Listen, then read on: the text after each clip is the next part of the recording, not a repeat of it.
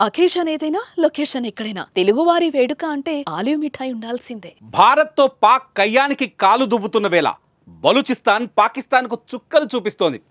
భారత్ చేతికి మట్టి అంటకుండా పని కానిస్తుంది. భారత్తో యుద్ధానికి సై అంటే సై అంటూ రెచ్చిపోతున్న దాయాదికి బలూచి చావు దెబ్బ కొట్టింది. భారత్తో యుద్ధం తర్వాత ముందు తమను ఎదుర్కోవాలంటూ సవాల్ విసురుతోంది.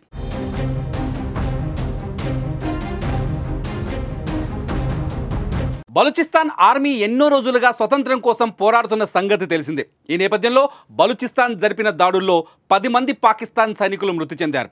పాక్ సైనికులను లక్ష్యంగా చేసుకుని మార్గట్ ఏరియాలో రోడ్డు పక్కన బాంబు పెట్టి రిమోట్ కంట్రోల్తో పేల్చేశారు. ఆ తర్వాత దాడి తమదే అని వీడియో విడుదల చేసింది BLA. ఈ దాడిలో 10 మంది పాక్ సైనికులు అక్కడికక్కడే మృతి చెందారు. ఈ వీడియో సోషల్ మీడియాలో వైరల్ అవుతుంది. ఇదిలా ఉండగా గత మార్చి నెలలో కూడా బలూచిస్తాన్ లిబరేషన్ జరిపిన దాడుల్లో 60 మంది పాక్ సైనికులు హతమయ్యారు. ఇదిలా ఉంటే భారత్తో యుద్ధం వేళ బలూచిస్తాన్ దాడులు పాక్ను ఉక్కిరిబిక్కిరి చేస్తున్నాయని చెప్పాలి.